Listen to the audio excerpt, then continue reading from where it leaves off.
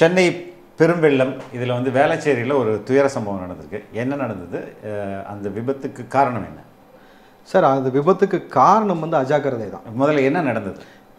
கிட்டத்தட்ட ஒரு 40லேருந்து 50 அடி பள்ளம் தோண்டப்பட்டு இருக்குது. அதாவது கார் பார்க்கிங்காகன்னு சொல்கிறாங்க. 3 அல்லது 4 தளம் மாதிரி அமைக்கிறதுக்காக செய்யப்பட்டது. இந்த மழை வெள்ளம் வந்த பொழுது முதல்ல யாருமே வேலை செய்ய வேணாம்னு சொல்லி கவர்மெண்ட் அனௌன்ஸ் பண்ணிடுச்சு. ஆனால் அதையும் மீறி தனியார் நிறுவனங்களும் வேலை செய்ய வேணாம்னு சொல்லிட்டாங்க. எனக்கு அந்தளவுக்கு மழை வெள்ளம் இருக்குன்றதுனால.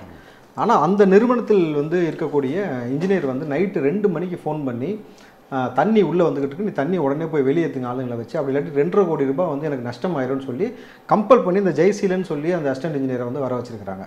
அவர் வீட்டில் இருந்தவரை அவர் தொடர்ந்து ஃபோன் போட்டு நீ வந்தே ஆகணும், எனக்கு 2.5 கோடி ரூபாய் நஷ்டம் ஆயிரும்னு சொல்லி அதுதான் அவங்க பேரண்ட்ஸும் பதிவு பண்ணுறாங்க, அவங்க மனைவியும் அதான் சொல்கிறாங்க. பக்கத்தில் வந்து பெட்ரோல் பங்க் இருக்குது. அந்த பெட்ரோல் பங்க்கில் வந்து பார்த்தீங்கன்னாக்கா ஆளுங்க உட்கார தனியாக ரூம் இருக்கும் பார்த்தீங்களா, மேனேஜர்ஸ்லாம் உட்கார ரூம். அதுவும் பார்த்தீங்கன்னா மண் சரிவில் அந்த அப்படியே அந்த பில்டிங்கோட உள்ளே விழுந்துருது. அதுலேருந்து 3 பேர் வந்து மீட்டாங்க. ஒரு ஆள் மட்டும் இன்னும் மீட்கப்படலை. இந்த ஜெய்சீலன்ற இன்ஜினியர் வந்து அவரும் உள்ளே இருக்கிறார். அவர் தான் கட்டாயமாக வர சொன்னது. அந்த கிரீன் டெக் அப்படின்ற நிறுவனம் தான் வந்து அங்கே வந்து கன்ஸ்ட்ரக்ஷன் ஒர்க் பண்ணிட்டு இருக்கிறதாக தகவல் கொடுத்துருக்குறாங்க. அவங்க வந்து கட்டாயத்துக்கு அவரை வேலை செய்ய சொன்னதுனால அவங்க மனைவிட்ட பேசிக்கிட்டே இருக்கிறாரு. இப்போ நான் வந்துடுவேன், சீக்கிரம் ஒரு 6:30 மணி போலாம் வந்துடுவேன்னு சொல்லிட்டு இருக்கும்போது ஃபோன் கட் ஆகிடுது. மண் சரிவு ஏற்பட்டது. அந்த கண்டெய்னர் அப்படியே உள்ளே போய் அமைச்சர் உதயநிதி போயிருக்காரு. போனவர் ஸ்பாட்டில் சம்மந்தப்பட்ட ஃபேமிலி யாரையுமே பார்த்து பேசவே இல்லையா. அவங்க போய் சொல்கிறதுக்கு வராங்களோ அதை கேட்குறதுக்கே அவர் தயாராக இல்லையா. வந்து அதிகாரிகள்கிட்ட பேசிவிட்டு உடனே கிளம்பிடுறாரு. அவங்க சொல்கிற குற்றச்சாட்டு என்ன, அமைச்சர் வராரு, ஃபோட்டோ எடுக்கிறாங்க, வீடியோ எடுக்கிறாங்க, அப்படியே என்னன்றது மாதிரி கேதர் பண்ணிட்டு அவர் கிளம்பி போயிட்டே இருக்கிறாரு. ஆனால் செய்திகளில் வரது வந்து வெறும் ஒரு நிகழ்வுன்னு மட்டும் வருது. இப்படி ஒரு நபர்கள், இத்தனை நபர் இப்போ வந்து அந்த கண்டெய்னருக்குள்ளே எத்தனை பேர் படுத்திருந்தாங்க, எத்தனை பேர் வேலை செஞ்சாங்கன்னு தெரியல. இதையும் கூடவே இதையும் கேள்வி கேட்குறாங்க. KKSSR மகனையும் பேரனையும் வந்து சினிமா தேட்டரில் தாக்கப்பட்ட பொழுது எவ்வளோ அரசாங்கம் எவ்வளோ துரிதமாக வேலை செஞ்சிச்சு. இங்கே மனுஷன் வந்து உயிரோடு வந்து புதஞ்சிருக்கிறான். அந்த புதஞ்சிருக்கிறான். தலைநகரம் சென்னையில் இல்லாத எக்யூப்மெண்ட்டாக, சென்னையில் இல்லாத இன்ஃப்ராஸ்ட்ரக்சராக நீங்கள் வந்து என்ன பண்ணிகிட்டு இருக்கீங்க மாநகராட்சி அப்படின்ட்டு மேயர் பிரியாவும் இது குறித்து வாய் திறக்கலை. இப்போ இவ்வளோ பெரிய இழப்பு, இத்தனை பேர் உயிரிழப்பு நடந்திருக்கு. ஆனால் அரசாங்கம் ரொம்ப சாதாரணமாக வந்து போன ஆட்சியை குறை சொல்லுது. அவங்க செஞ்சு வச்சது சரியில்லை. அப்போ நீங்கள் என்ன பண்ணீங்க இந்த 3 வருஷமான ஒரு கேள்வி எழுக்கும்போது அதுக்கு பதில் இல்லை. இதுக்கு கனிமொழி புது விளக்கம் கொடுத்துருக்காங்க. 4000 கோடி வந்து அதிமுக ஆட்சியில் அவர்கள் செய்த தவறை சரி செய்யவே 4000 கோடி சரியாக போச்சு. வணக்கம் இப்ராஹிம். வணக்கம் சார். சென்னை பெரும் வெள்ளம் இதில் வந்து வேளச்சேரியில் ஒரு துயர சம்பவம் நடந்திருக்கு. என்ன நடந்தது? அந்த விபத்துக்கு காரணம் என்ன சார்? அந்த விபத்துக்கு காரணம் வந்து அஜாக்கிரதை தான். முதல்ல என்ன நடந்தது? கிட்டத்தட்ட ஒரு 40லேருந்து 50 அடி பள்ளம் தோண்டப்பட்டு இருக்குது. அதாவது கார் பார்க்கிங்காகன்னு சொல்கிறாங்க. 3 அல்லது 4 தளம் மாதிரி அமைக்கிறதுக்காக செய்யப்பட்டது. இந்த மழை வெள்ளம் வந்த பொழுது முதல்ல யாருமே வேலை செய்ய வேணாம்னு சொல்லி கவர்மெண்ட் அனௌன்ஸ் பண்ணிடுச்சு. ஆனால் அதையும் மீறி தனியார் நிறுவனங்களும் வேலை செய்ய வேணாம்னு சொல்லிட்டாங்க. எனக்கு அந்தளவுக்கு மழை வெள்ளம் இருக்குன்றதுனால. ஆனால் அந்த நிறுவனத்தில் வந்து இருக்கக்கூடிய இன்ஜினியர் வந்து நைட்டு 2 மணிக்கு ஃபோன் பண்ணி தண்ணி உள்ளே வந்துக்கிட்டு இருக்கு, நீ தண்ணி உடனே போய் வெளியேற்றுங்க ஆளுங்களை வச்சு, அப்படி இல்லாட்டி 2.5 கோடி ரூபாய் வந்து எனக்கு நஷ்டம் ஆயிரும்னு சொல்லி கம்பல் பண்ணி இந்த ஜெய்சீலன்னு சொல்லி அந்த அசிஸ்டன்ட் இன்ஜினியரை வந்து வர வச்சிருக்காங்க. அவர் வீட்டில் இருந்தவரை அவர் தொடர்ந்து ஃபோன் போட்டு நீ வந்தே ஆகணும், எனக்கு 2.5 கோடி ரூபாய் நஷ்டம் ஆயிரும்னு சொல்லி அதுதான் அவங்க பேரண்ட்ஸும் பதிவு பண்ணுறாங்க, அவங்க மனைவியும் அதான் சொல்கிறாங்க. தனியார் கவர்மெண்ட் எல்லாம் லீவ் விட்ருக்காங்க. நீ எப்படி ஐயா என் பிள்ளைய கூப்பிடலாம்? நீ வரலண்ணா எனக்கு 2.5 கோடி போயிடண்டா, நீ வாடா 2.5 கோடி போயிடண்டா, வாடா வந்து மோட்டரை விட்டு தண்ணி எடுறா அப்படின்னு சொல்லிட்டு. ஐயோ இதில் கம்பெனி இருக்கான்னு கேட்குறாங்க போலீஸ்லாங்கவே. ஏன்னா யாரும் கம்ப்ளைண்ட் ரைஸ் பண்ணல, ஸ்டேட்மெண்ட் கொடுக்கல, என் பிள்ளை வேலைக்கு வந்த மாதிரியே காட்டல. ஆனால் என் குழந்தை வந்துச்சு, ஐயோ என் பிள்ளை வந்துச்சு, என் அம்மு வந்துச்சு. ஏன்னா எனக்கு 9 மாதம் தானே கல்யாணம் ஆச்சு, 9 மாதம் தானே கல்யாணம் ஆச்சு. என் புள்ளம்மா, என் புள்ள என் ஜெய்சீலன்மா, என் பிள்ளைங்க 2-3 பிள்ளைங்கம்மா, எனக்கு 2 புள்ள ஒரு பொண்ணுமா. அதுங்களுக்கு இல்லை சொத்து இல்லை சுதந்திரம் இல்லைம்மா, எல்லாம் அதுக்கு கையை வயசாக தான் சோறுமா.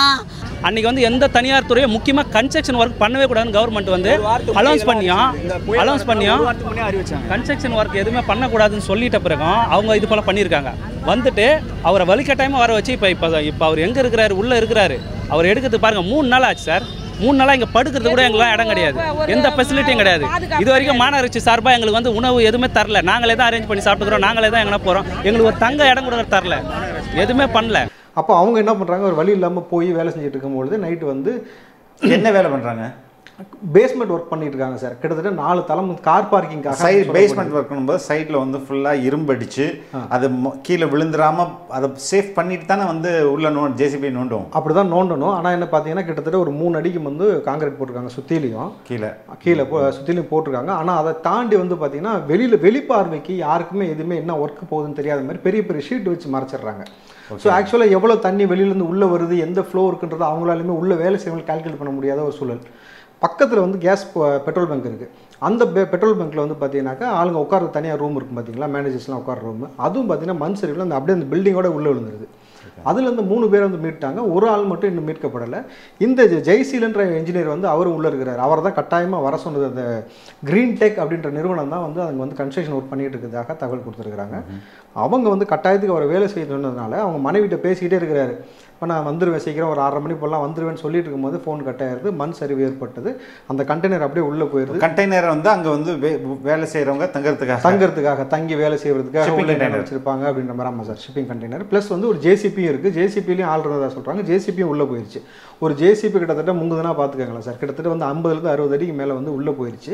மண் வந்திருக்கு. இதில் பக்கத்தில் இந்த ரேஸ் கிளப்பாக இருக்குது பார்த்தீங்கன்னா, அதனால வந்து அங்கே இருக்கக்கூடிய தண்ணிங்கெல்லாம் வந்து என்ன ஆயிடுச்சுன்னா இதில் பம்ப் ஆகி வர ஆரம்பிச்சிருச்சு. ஸோ கிட்டத்தட்ட அது வந்து ஊற்று மாதிரி வர ஆரம்பிக்குமோ இவங்களால் வந்து இன்னும் அடுத்தடுத்த ஸ்டெப் எதுவுமே பண்ண முடியல. சரி, அவசர கதியில் வந்து அந்த நேரத்துக்கு பண்ண முடியல அப்படின்னாக்கா இன்றைக்கு 2 நாள் ஆகிப்போச்சு, இன்றைக்கி 3வது நாள் சார். ஸோ மழை விட்டு 3 நாளாக வந்து ஏன் இன்னும் வந்து சரி பண்ணலைன்றது அவங்களுடைய கேள்வியாக இருக்குது. அமைச்சர் உதயநிதி போயிருக்காரு. போனவர் ஸ்பாட்டில் சம்மந்தப்பட்ட ஃபேமிலி யாரையுமே பார்த்து பேசவே இல்லையா. அவங்க போய் சொல்கிறதுக்கு வராங்களோ அதை கேட்கறதுக்கு அவர் தயாராக இல்லையா. வந்து அதிகாரிகள்கிட்ட பேசிட்டு உடனே கிளம்பிடுறாரு. அவங்க சொல்கிற குற்றச்சாட்டு என்ன, அமைச்சர் வராரு, ஃபோட்டோ எடுக்கிறாங்க, வீடியோ எடுக்கிறாங்க, அப்படியே என்னன்றது மாதிரி கேதர் பண்ணிட்டு அவர் கிளம்பி போயிட்டே இருக்கிறாரு. ஆனால் செய்திகளில் வரது வந்து வெறும் ஒரு நிகழ்வுன்னு மட்டும் வருது. இப்படி ஒரு நபர்கள், இத்தனை நபர் இப்போ வந்து அந்த கண்டெய்னருக்குள்ளே எத்தனை பேர் படுத்திருந்தாங்க, எத்தனை பேர் வேலை செஞ்சாங்கன்னு தெரியல. ஏன்னா மீடியாவில் இறந்தாங்கன்னா 24 hours லைவ் காட்டுறீங்களே, இசையமைப்பாளர் புயல் அது இதுன்னு சொல்லி லைவ் காட்டுறீங்களே, அது உயிர். ஏன் புருஷன் அண்ணாட காட்சி உயிர் இல்லையாண்ணா? அந்த பிள்ளைக்கு அப்பா எங்கண்ணா? ஐயோ, ஏன் 5 பேர் நாங்கள் சூசைட் பண்ணிப்போண்ணா, என் குடும்பம் ஒன்று விட்டு பிரியாதுண்ணா. மெயின் ஸ்ட்ரீம் மீடியா எதுவுமே வராங்க, பேட்டி எடுக்கிறாங்க, எதுலேயும் போடல. பிகைண்ட் வுட் மட்டும் போட்டாங்க. அப்புறமா நீங்கள் போடுங்க, தயவு செய்து போடுங்க. அதுக்காக தான் சொல்கிறேன். இந்த கம்பெனி வந்து அதில் அவங்க கூட மென்ஷன் பண்ணிட மாட்டாங்க. அப்போல்லாம் என்கிட்ட ஐடி கார்டு எதுவுமே கிடைக்கல. பாருங்க, இந்த லே அவுட்டு இது சம்மந்தப்பட்ட மொத்த வரைக்குமே அவர் தான் பார்த்துருக்காரு. அவர் இந்த தொழிலை மட்டும் தான் நம்பி அவரோட இதை மாத வருமானத்தை வச்சு தான் 10 பேருக்கு மேலே இவர் ஒரு ஷிஃப்ட் இவர் தான் ரன் பண்ணுவார். இவர் ஒரு இன்ஜினியர். அப்படி இருக்கும்போது இவர் இதை தான் நம்பி இவர் பண்ணியிருக்காரு. அண்ணன் தம்பி 2 பேரும் ஒரே ஒத்தும் ஐயா. எந்த வீட்லையும் இந்த மாதிரி இருக்காது ஐயா.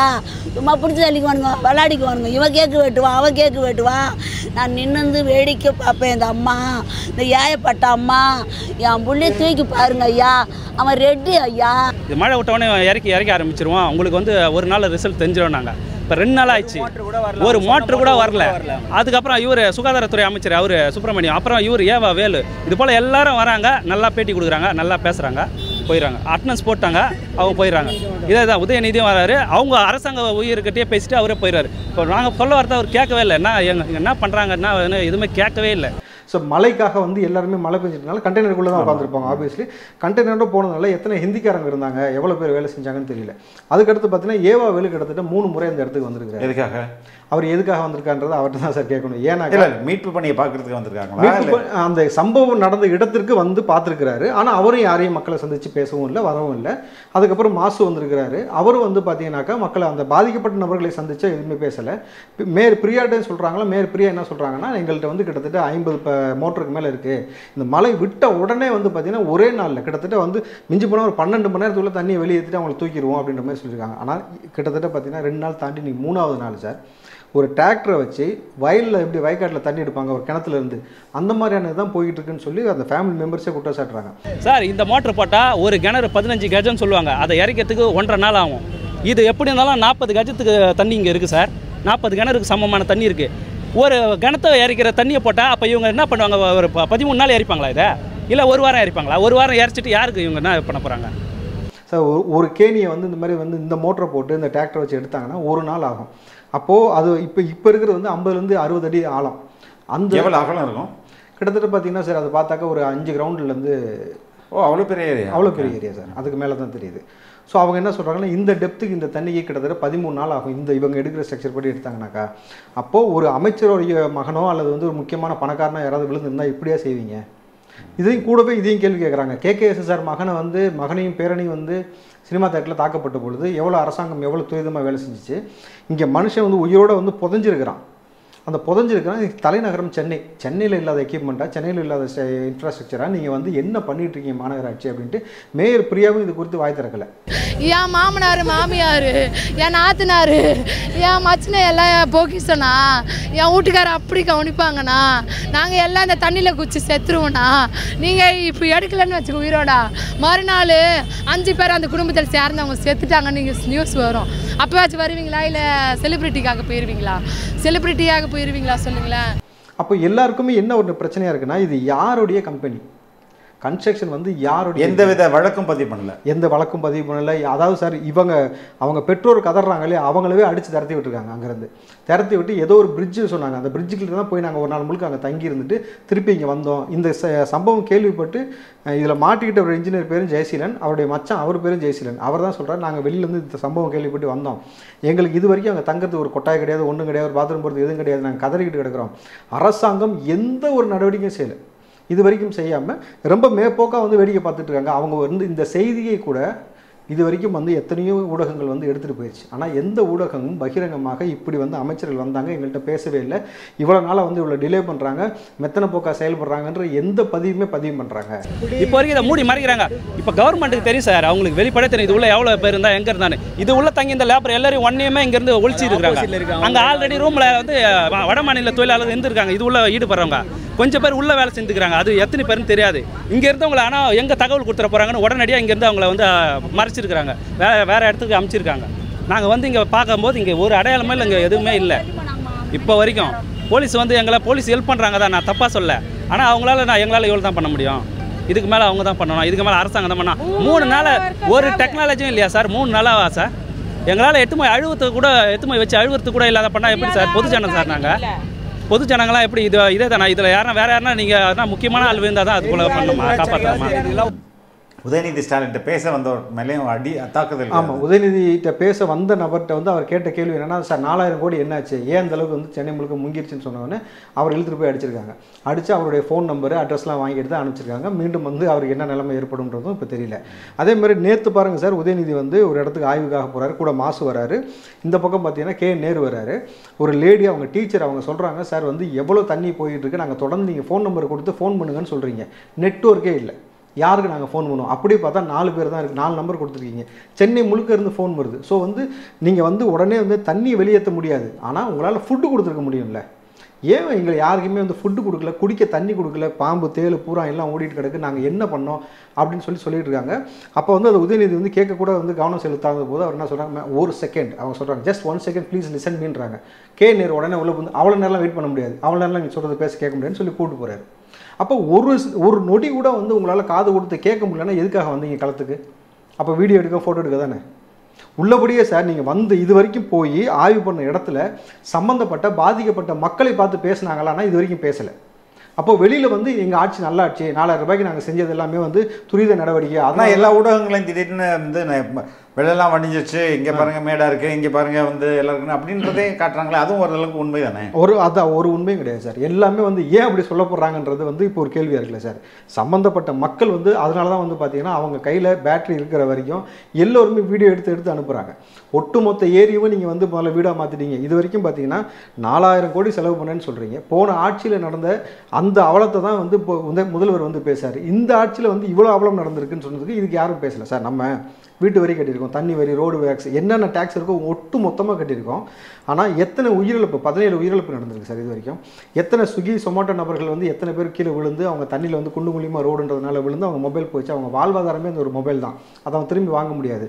எவ்வளோ பேருடைய வாகனம் போச்சு. இப்போ இதுக்கெல்லாம் யார் மீது வழக்கு போடுவது, யார் எப்படி கிளைம் பண்ண முடியும்? இல்லை பேரிடரை வந்து நீங்கள் வந்து பேரிடர் மேலே வழக்கு போட முடியுமா? பேரிடர் மேலே சார், இந்த பேரிடர் நாங்கள் சரி செய்யறதுனால 4000 கோடி ஒதுக்குனே. நீங்கள் எல்லா அக்ரிமெண்ட்லேயே ஃபோர்ஸ் மேஜர்னு ஒரு அக்ரிமெண்ட் இருக்கும். சொல்லுங்க. இது மாதிரி பேரிடர் வந்ததுன்னா அதை யாருமே பொறுப்பேற்றுக்க முடியாது அப்படின்றது தான். இந்த 4ஆம் தேதிக்கு முன்னாடி விழுந்திருக்காங்க சார். 4ஆம் தேதிக்கு முன்னாடி வந்து நீங்கள் 4ஆம் தேதி தானே பயங்கரமான மழை சார்.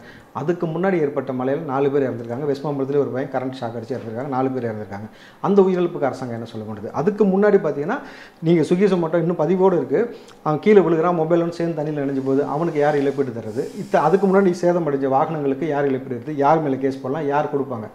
10 ரூபா பொருள் சார், 10 ரூபா பொருள் சரியா இல்லைனாலும் நம்ம வந்து போய் நம்ம வந்து நுகர்வோரில் வந்து நமக்கு அங்கே அந்த கோர்ட்டில் அணுகி நம்ம வாங்க முடியுது. ஆனால் இங்கே வந்து நம்ம எல்லா டேக்ஸும் கட்டிட்டு கவர்மெண்ட் செஞ்ச தப்புக்கு நான் ஏன் தண்டனை அனுபவிக்கணும்? ஒவ்வொரு சாதாரண மனுஷனோட கேள்வி அதானே. நீங்கள் ரோடு ஒழுங்காக போடல, நீங்கள் எந்த ஃபெசிலிட்டி செய்யாமல் குண்டு குழியுமா வச்சுருந்தீங்க. ஒரு பூண்டு ஏட்டிகிட்டு வந்த ஆட்டோ வந்து பார்த்திங்கன்னா ஒரு பெரிய பள்ளத்தில் விழுந்து அப்படியே கவுருது. இது யாரோட தப்பு சார்? சார் வீட்டில் நிற்கிற வண்டிகள்லாம் வந்து நீங்கள் வந்து பில் அனுப்புறீங்க. வீட்டில் நிற்கிது ஓடாமல் அந்த வண்டிக்கு நீங்கள் வந்து பில் அனுப்புறீங்க, சிக்னலை கடந்துட்டான்னு சொல்லிட்டு. ஆனால் இவ்வளோ குண்டு மூலியமாக ரோடு வச்சுருக்கீங்கல்ல, இப்போ நம்ம இது யார்கிட்ட கேள்வி கேட்கலாம் சார்? இப்போ இவ்வளோ பெரிய இழப்பு, இத்தனை பேர் உயிரிழப்பு நடந்திருக்கு. ஆனால் அரசாங்கம் ரொம்ப சாதாரணமாக வந்து போன ஆட்சியை குறை சொல்லுது. அவங்க செஞ்சு வச்சது சரியில்லை. அப்போ நீங்கள் என்ன பண்ணீங்க இந்த 3 வருஷமான ஒரு கேள்வி எழுக்கும்போது அதுக்கு பதில் இல்லை. இதுக்கு கனிமொழி புது விளக்கம் கொடுத்துருக்காங்க. 4000 கோடி வந்து அதிமுக ஆட்சியில் அவர்கள் செய்த தவறை சரி செய்யவே 4000 கோடி சரியாக போச்சு. இப்போ அடுத்து இப்போ இந்த வேளச்சேரி இன்சிடென்ட்லேயே இதுவரையும் நமக்கு ப்ராப்பரான ரெக்கார்டில் எத்தனை பேர் கீழே விழுந்தாங்க அப்படின்றதுக்கான ப்ராப்பரான ரெக்கார்டு கிடையாது. 3 பேர் வந்து தப்பிச்சிருக்கிறாங்க. அந்த நீங்கள் சொல்கிற அந்த அசிஸ்டன்ட் இன்ஜினியருடைய பாடி மட்டும் கிடைக்கல. அப்படி இருக்கும்போது எவ்வளோ பேர் செத்துருப்பாங்கன்றதுக்கு நமக்கு தெரியாததுக்கு முன்னாடியே அவப்பள்ளி போடுறது இல்லை. 3 பேர் உள்ள மாட்டிருக்கிறதா அந்த ஃபேமிலி, இன்னொரு ஃபேமிலி 2 பேருமே இருக்கிறாங்க சார். ஆனால் வந்து என்ன சொல்கிறாங்க, எவ்வளோ பேருன்றது முக்கியம் இல்லை சார். நாளைக்கு இதே ஒரு முக்கியமான ஒரு நபர், அரசு அதிகாரியாக இல்லை அது வந்து ஆட்சியில் இருக்கக்கூடிய ஒரு நபர் வந்து இந்த மாதிரி தவறி விழுந்துடுறாரு. அவர் கார்லேயே சொகுசாக போகிறார் சார், இப்படி ஒரு பள்ளம் ஏற்பட்டுருது. ஒரு அமைச்சரோ ஒரு அமைச்சர் சார்ந்த குடும்பத்தில் சார்ந்த யாரோ விழுந்துட்டா இப்படி அரசாங்கம் அமைதியாக இருப்பாங்களா சார்? அப்போது என்ன செஞ்சுக்கிட்டு தானே ஒரு கேள்வி இருக்குல்ல. மேயர் பிரியா வந்து இந்த 98, 99 டிஎம்கேவோட ஸ்லோகமா? ஸ்டாலின் என்ன சொல்கிறாரு, 99% வாக்குறுதி நிறைவேற்றின்றாரு. நேரு 98% நிறைவேற்றின்றாரு. மாசு 98 நிறைவேற்றின்றாரு. சேகர் பாபு 98. அப்போ இந்த 98 வச்சுட்டு என்ன செஞ்சீங்க இது வரைக்கும் சார்? 4000 கோடி ஒதுக்கி 3 வருஷமாக அந்த சாக்கடை போகிற விஷயத்தை கூட சரி செய்ய முடியல. மழைநீர் வடிகால் ஆரம்பிக்க முடியலன்னா உடனே என்ன பள்ளி போடுறாங்க, மெட்ரோ பணி நடக்குது. சென்னை முழுக்க மெட்ரோ பணி நடக்குதா? குறிப்பிட்ட இடத்துல மெட்ரோ. அப்போ சென்னை முழுக்க எப்படி மிதக்குது? அந்த ஆட்சியில் வந்து தண்ணி திறந்து விட்டாங்க. அது வந்து செயற்கை வெள்ளம், இது வந்து இயற்கையாக வந்த வெள்ளம் அப்படிங்கிறாரு முதல்வர். இயற்கையாக வெள்ளம் வரும்ன்றது உங்களுக்கு தெரியும்ல, அந்த புரிதலும் அந்த அறிவில். வெள்ளத்தை கரெக்டாக வந்து செம்பரம்பாக்கம்லேருந்து சரியான நேரத்தில் திறக்கப்பட்டு சரியான அடையார் ஆற்றில் அது அனுப்பப்பட்டது. அதில் எந்த மாற்ற சந்தேகம்ல. அதனால வந்து ஃப்ளட்டு வரல. அதனால ஃப்ளட் இல்லை சார். நான் என்ன கேட்குறேன், நவம்பர் டிசம்பர்னாலே சென்னைக்கு இது போல் ஒரு சம்பவம் இது புதிது கிடையாது. அப்போது ஆட்சிக்கு வந்து அதுக்காக தான் 4000 கோடி ஒதுக்குனீங்க. 4000 கோடி ஒதுக்கி எங்கே ஒதுக்குனீங்க? யார் வீட்டில் ஒதுக்குனீங்க? அதான் இப்போ மக்கள் கேட்குறாங்க. ஒவ்வொரு காணொலியிலையும் ஒவ்வொரு மக்களும் வந்து எடுத்து வீடியோ போகிறது எல்லாமே 4000 கோடி ஒதுக்குனேன்னு சொன்னீங்க, எங்கடா ஒதுக்குனேன், எதுக்கு வச்சிருக்கிறீங்க, இங்கே எந்த பணியும் நடக்கலையே. ஊர் முழுக்க தண்ணி சார். ஒரு இடமா தண்ணியாக இருந்தால் பரவாயில்லைங்க. 2015 பார்த்தீங்கன்னா ஒரு குறிப்பிட்ட ஏரியா சென்னையில் முங்குச்சு. ஆனால் இப்போது ஒட்டுமொத்த சென்னையை வந்து முங்கிக்கிட்டு இருக்குன்னா எப்படி சார்? கண்டிப்பாக இல்லை, ஒட்டுமொத்த சென்னை அவங்க லாஸ்ட் டைம் பண்ண ஒர்க் கூட. லாஸ்ட் டைம் நீங்கள் பார்த்தீங்கன்னா இந்த பைப் இந்த இடத்துல வாய்க்கால் இருக்கும், இந்த இடத்துல இன்னொரு வாய்க்கால் இருக்கும். இது ரெண்டையும் வந்து இங்கேருந்து ட்ரான்ஸ்ஃபர் பண்ணி அனுப்புவாங்க. இப்போ ஏன்னா இது ரெண்டையும் நம்ம கரெக்டாக கனெக்ட் பண்ணல அப்படின்ட்டு இப்போ அதை கனெக்ட் பண்ணிட்டாங்க. அதுக்கப்புறம் அப்பவும் வெள்ளம் வடிய மாட்டேங்குது அப்படின்னா சம்திங் ராங் தான். ஆனால் எல்லா இடங்களையும் நீங்கள் ஒட்டுமொத்த சென்னையில் பல இடங்களில் இன்றைக்கி தண்ணி வடிஞ்சிருக்கு. அதுவும் உண்மை தானே சார்? அது வந்து மேயர் பிரியா சொன்ன மாதிரி அதுவாக வடிஞ்சிருக்கு. இவங்க செஞ்சதுனால கிடையாது. இப்போ எங்கள் பகுதியெல்லாம் பார்த்தீங்கன்னா நீர் வந்து பூமி அதுவே வந்து இழுத்து போயிருக்கே தவிர நீங்கள் என்ன செஞ்சீங்க இந்த இத்தனை நாளுக்கு சார்? இப்போ இவங்க சொல்கிற குற்றச்சாட்டு, இந்த கன்ஸ்ட்ரக்ஷன் கம்பெனி முதல்ல யாருடையது? பக்கத்தில் வந்து அப்பாசாமி ரியல் எஸ்டேட் நடந்துகிட்டு இருக்கு. அப்பாசாமி ரியல் எஸ்டேட் பண்ணிக்கிட்டு இருக்கிறாங்க. அவங்களும் தான் இதுவா அவங்களுடைய இதுதான். எவ்வளோ தூரம் ரெண்டுக்கும் பார்த்தீங்கன்னா ஒரு 50 மீட்டர் கூட கிடையாது சார். ஒரு 30 ஒரு காம்பவுண்ட்னு சொல்லலாமா? ஆமாம், நடுவில் ஒரு ரோடு தான் சார். நடுவில் ஒரு ரோடுக்கு இந்த பக்கம் அந்த பில்டிங், இந்த பக்கம் அந்த பில்டிங் நடந்துகிட்டு இருக்கு. அந்த பில்டிங்குரிய கார் பார்க்கிங்காக தான் இது கட்டப்படுறதாக ஒரு தகவல் இருக்குது. அது எந்த அளவுக்கு உண்மைன்னு தெரிய வரல. ஆனால் இது அப்பாசாமியோட ரியல் எஸ்டேட் தான் இங்கே நடந்துகிட்டு இருக்கிறது. இப்போ இது வந்து யாரோட இதுன்னு சொல்லி இது வரைக்கும் மறைக்கப்படல. ஏவாவேலு கிட்டத்தட்ட 4 வாட்டி அங்கே வந்துட்டு போயிருக்கிறதா சொல்லியிருக்கிறாங்க. எதற்கு ஏவாவேலு வந்தார், எதற்காக வந்து அங்கே இருக்கக்கூடிய நபர்கள்லாம் வந்து இந்த விஷயத்தை குறித்து பேசினாக்கா அங்கே வந்து நீங்கள் பார்த்தீங்கன்னா இந்த திமுக அந்த 200 ரூபா வாங்கிட்டு வந்து கொந்தளிப்பாங்க பார்த்தீங்களா, அந்த மாதிரி கொந்தளிக்கக்கூடிய கூட்டம் வந்து ஒரு சமயமாக அங்கே இருக்கிறாங்க. இப்போ நானும் நேரடியாக களத்துக்கு போயிருந்தேன். அங்கே கூட இருக்கக்கூடிய பாதிக்கப்பட்ட குடும்பத்தில் பார்த்து பேசுகிறோம். அப்போ வந்து அவங்க இந்த கன்ஸ்ட்ரக்ஷன் கம்பெனினால தான் இவ்வளோ பேர் நடந்துச்சு, அந்த கன்ஸ்ட்ரக்ஷன் யாருன்னு தெரியல, சொல்லிட்டு பார்ப்போம், நீ சொல்லு பார்ப்போம் அப்படின்னு மிரட்டுறானுங்க, பகிரங்கமாக மிரட்டுறானுங்க. அப்போ நான் தான் கேள்வி கேட்டேன், நீ யார் முதல்ல, உனக்கு கன்ஸ்ட்ரக்ஷனுக்கு என்ன சம்மந்தம் அப்படின்னு சொல்லிட்டு அவங்க கேமராவை திருப்ப போனாக்கா உடனே வந்து அதை மூஞ்ச முடிக்கிறானுங்க. உடனே வந்து அங்கே இருக்க காவல்துறை வந்து அவங்களை அப்புறப்படுத்துறாங்க, நீ தயவுசெய்து நீங்கள் யார் நிற்காதீங்க, போங்கன்ட்டு. அப்போ இது யாருடைய மேற்பார்வையில் நடக்கக்கூடிய பில்டிங்கு, யாருடைய பினாமியாக ஏற்படக்கூடியது, எதற்கு ஏவாவேலு அத்தனை முறை அங்கே வந்தார், ஏன் மக்களையும் சந்திக்கவே இல்லை? வந்திருக்கீங்க, ஒரு முறை வந்து உதயநிதி வந்துட்டு போயிருக்கார் சார், ஓகேங்களா, அவர் சந்திக்காட்டி பரவாயில்ல. ஏவாவேலு 3லேருந்து 4 முறை வந்திருக்காரு. அப்போ எதற்காக வந்தார், ஏன் மக்களை சந்திக்கலை? அப்போ யாருடைய இது, அவர் தான் ஏவாவேலுடைய பில்டிங்காக தான் இருக்குமோன்னு சொல்லி இன்னொரு சந்தேகம் எழுப்புறாங்க அங்கே இருக்க மக்கள். ஸோ இப்போ இதற்கு என்ன தீர்வு? தலைநகரம் வந்து இவ்வளோ பெரிய இது வச்சுட்டு இந்த அரசாங்கம் ஒரு சின்ன சார் ஒரு 5 இதற்கு விஷன் இல்லை, ஒரு தொலைநோக்கு பார்வை இல்லை அப்படின்றது தான் பலருடைய குற்றச்சாட்டாக இருக்குது. பார்ப்போம், வேளச்சேரி உண்மையிலே மக்கள் வந்து எத்தனை பேர் மரணித்தாங்க, அதோடைய ரிசல்ட் இல்லை சார், ஒரு 5 கிரவுண்டு தான் சார். ஓவராலாக ஒரு 5 கிரவுண்டில் இருக்க தண்ணியை கூட தலைநகரத்தில் இருக்க உங்களால் வெளியேற்ற முடியல 3 நாளான்னு சொன்னால் நீங்கள் என்ன செஞ்சு கழிச்சிருவீங்கன்னு கேட்குறேன். இந்த அரசாங்கம் அதற்கு கூட வந்து வக்கு இல்லையா, அதுக்கு கூட வந்து உங்கள்கிட்ட எக்யூப்மெண்ட் இல்லையா? நீங்கள் வந்து பேரிடர் மீட்பு பண்ண வருதுன்றீங்க, அந்த படம் இந்த படம் எல்லாம் வருதுன்றீங்க, வந்து கூட ஒரு கிணத்துல இருக்க தண்ணி இறைக்கிற மாதிரி இறைச்சிங்கனாக்கா என்றைக்கு மீட்டு கொடுப்பீங்க?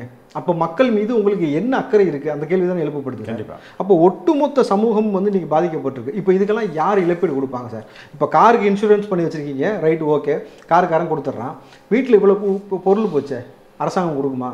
கொடுக்கணும். இல்லை, இப்போ தருவாங்க 1000 ரூபாய்ன்னு சொல்லிட்டு எலெக்ஷன் வருது இல்லையா, பிச்சை போடுவாங்க. கரெக்டாக 1000 ரூபாய் அப்படி சொல்ல 1000 ரூபாவோ 2000 ரூபாவோ இது 3000 ரூபாவோ கொண்டு பாதிக்கப்பட்டவர்கள் எல்லாருக்கும் ரேஷன் கார்டு உள்ள எல்லா சென்னை வாசிகளுக்கும் வெள்ள நிவாரணம் பணம் தரேன் அப்படின்னு சொல்லுவாங்க. ரேஷன் கார்டு அதன் மூலமாக எலெக்ஷனில் வந்து அவங்க வந்து பயன்பெறுவாங்க. 10 காசு கூட பயன்பட மாட்டாங்க சார். அடித்து சொல்கிறேன், நான் என்ன கேள்வி கேட்குறேன், இப்போ எலெக்ஷன் வரப்போகுது, நீங்கள் இது வரைக்கும் 2.5 ஆண்டு காலமாக என்ன சாதனை செஞ்சிட்டீங்கன்னு சொல்லி மக்கள்கிட்ட போய் சந்திப்பீங்க. நீங்கள் வந்து வேங்கவேல் பிரச்சனை மலங்கலக்க வச்சுருந்தேன், இது வரைக்கும் வந்து நாங்குநேரில் வந்து இந்த மாதிரி சாதி வன்மத்தை ஊட்டி விட்டோம், இது வரைக்கும் வந்து இங்கே இருக்கக்கூடிய தமிழ்நாட்டில் தான் வியக்குள் வெட்டி படுகொலை செஞ்சப்பட்டாங்க, இங்கே இருக்கக்கூடிய இராணுவ வீரர்களுக்கு எல்லைகளுக்கு நம்மளை பாதுகாத்த இராணுவ வீரர்களுக்கு தமிழ்நாட்டில் பாதுகாப்பு இல்லை, மணல் கொள்ளையை தடுத்தா நீங்கள் வெட்டுவீங்க, ஊர் முழுக்க இருக்கக்கூடிய கனிம வளத்தை திருடுவீங்க, மலைகளை உடைப்பீங்க, நீங்கள் இருக்கக்கூடிய எம்சாண்டை மாற்றுவீங்க, ஒரு தனி அமைச்சருக்காக வந்து மலைகளை குடஞ்சி பாதை போடுவீங்க, பணத்தை திருடி கொண்டு போய் பணத்தை கூட வைப்பீங்க, மக்களை நல்லாட்சி கொடுக்காமல் அதுலேயும் வந்து பணத்தை பணமாக்கிடுவீங்க, நீட்டினுடைய மரணத்தில் நாடகம் போடுவீங்க. இது வரைக்கும் சார் எங்கேயுமே ராகுல் காந்தி வந்து தமிழ்நாட்டுக்கு நீட் விலக்கு தரப்படும் சொல்லவே இல்லை. நீட் விலக்கு தரவே முடியாதுங்க, அது வந்து. ஆனால் உதயநிதி சொல்லிடுறாரு, அது வந்து ஆராசாவே வந்து ஒரு தெளிவாக சொல்லியிருக்காரு. எப்படி சொல்லியிருக்காருன்னா, ஏங்க ஸ்டாலின் வந்து தமிழக சட்டசபையில் சூரியனை பிடிச்சி இழுத்து வந்து நான் வச்சிருவேன் அப்படின்னு சொன்னால் அதை நான் எப்படி நம்ப முடியும்?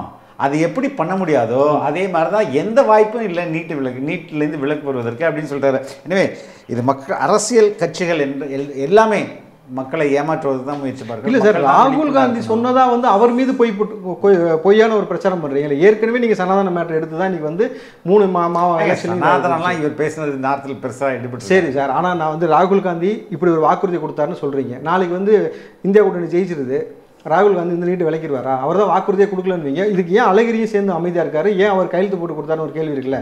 50 லட்சம் கையெழுத்து நீங்கள் வாங்கிட்டீங்கன்னா ஜனாதிபதிக்கு வந்து சட்டத்தில் ஏதாவது வழிவகை இருக்கா சார்? அப்போ எந்த வழிவகை? நம்ம டிவியேட் பண்ண வேணாம், வெயிட் பண்ணி பார்ப்போம் என்ன நடக்குது வேளச்சேரியிலேருந்து. ரொம்ப ரொம்ப நன்றி. நன்றி சார்.